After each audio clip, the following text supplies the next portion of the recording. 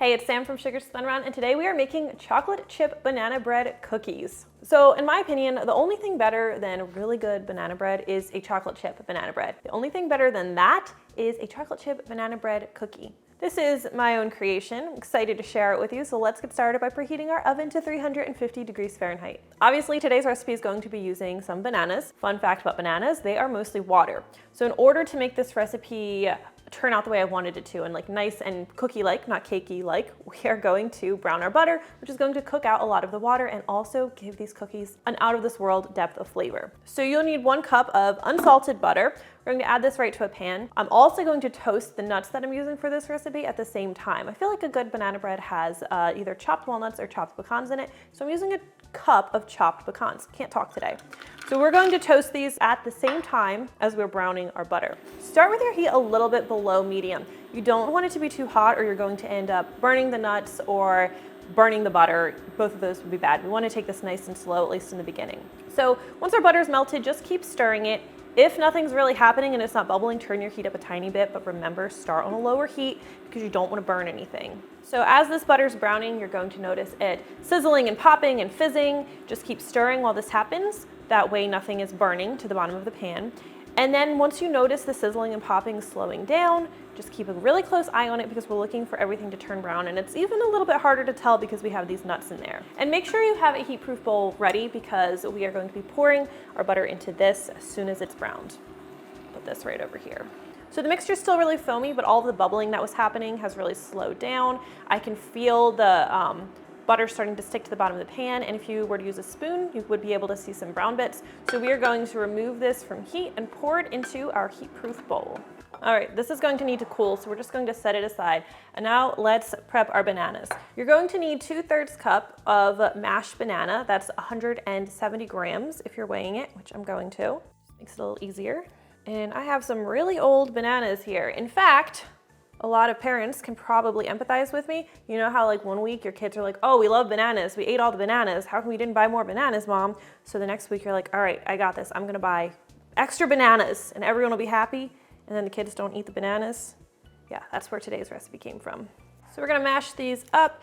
And something to note is you really do wanna use those brown, spotty, overripe bananas. Less ripe bananas are not going to be as soft and not as sugary. So you're going to end up with cookies that don't spread quite as much, aren't quite as sweet. They're pretty sweet, so that's not as big of a concern for me, but they're also not going to be quite as flavorful. So pick those nice, spotty, brown bananas that your kids told you they were going to eat, but didn't.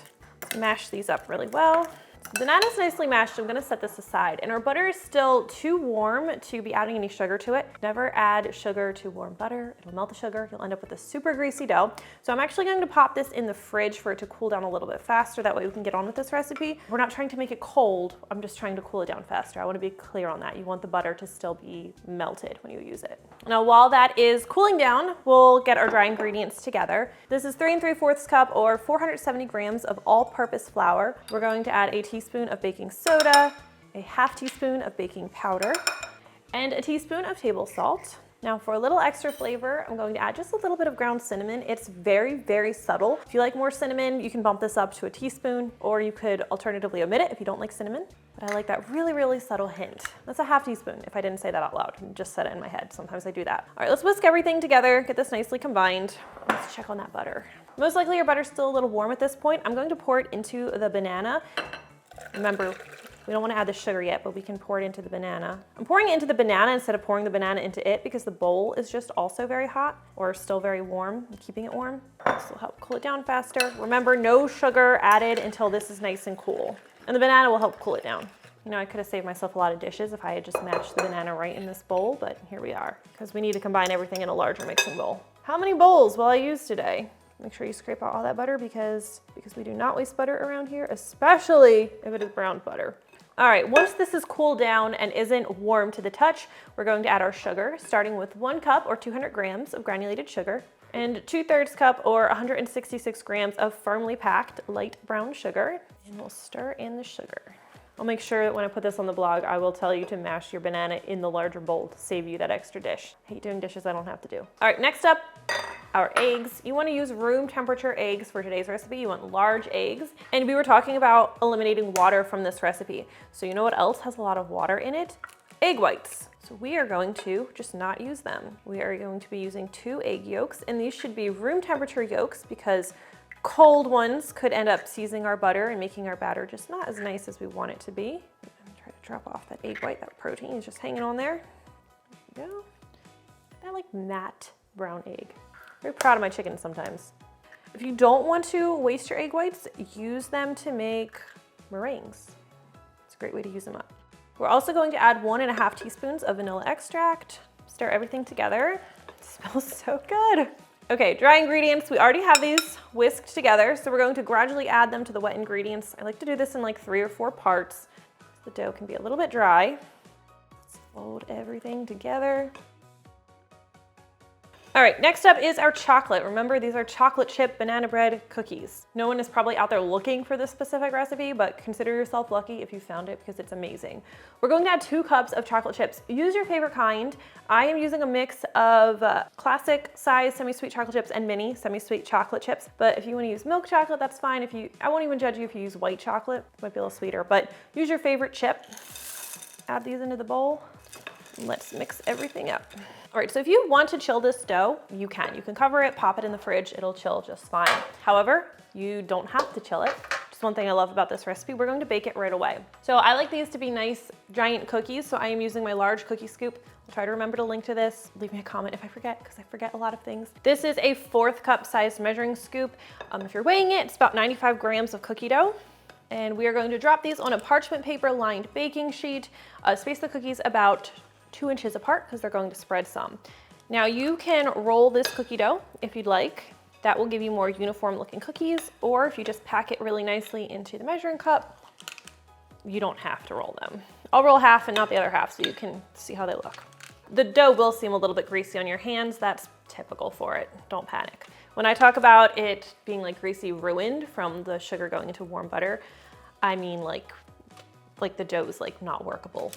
All right, final touch. I like a little sprinkling of sugar on top of my cookies, just like I do on top of my chocolate chip banana bread. This is a coarse sugar. It's really thick grains of sugar. I love it. And it's also what I would like to use on top of banana bread. If you don't have this coarse sugar, you could use a turbinado sugar, or you can just use a little sprinkling of granulated sugar. It won't be as noticeable and it won't have that same like crunchy texture. Like, it's a nice crunch. It's the kind of crunch you want on a cookie, trust me. But that will work just fine. Or you could leave the sugar off, which is kind of boring, but you could do it. These are going into the center rack of our 350 Fahrenheit preheated oven, which I think is 175 degrees Celsius. They're going to bake for about 13 to 15 minutes. When they're finished baking, you'll notice the very edges are beginning to turn a nice light golden brown. These are looking pretty beautiful, and here you can see the difference between the ones that were rolled and not rolled. I actually brought them back out backwards. So these were rolled, these were not rolled. You can probably tell. I like to let these cool completely on the baking sheet. That way, if they're a little underdone in the centers, which is ideal, they'll finish baking on the cookie sheet and then they will stay nice and soft and chewy for days, which this cookie really does. Once they're finished cooling, you can go ahead and dig in, and I'm just trying to decide which one I want. So after you try these, make sure to check out my other collection of gourmet cookie recipes, or maybe you just want to check out my chocolate chip banana bread. Either way, I don't think you'll be disappointed. Thank you so much for watching, and I will see you next time. This one's still nice and melty.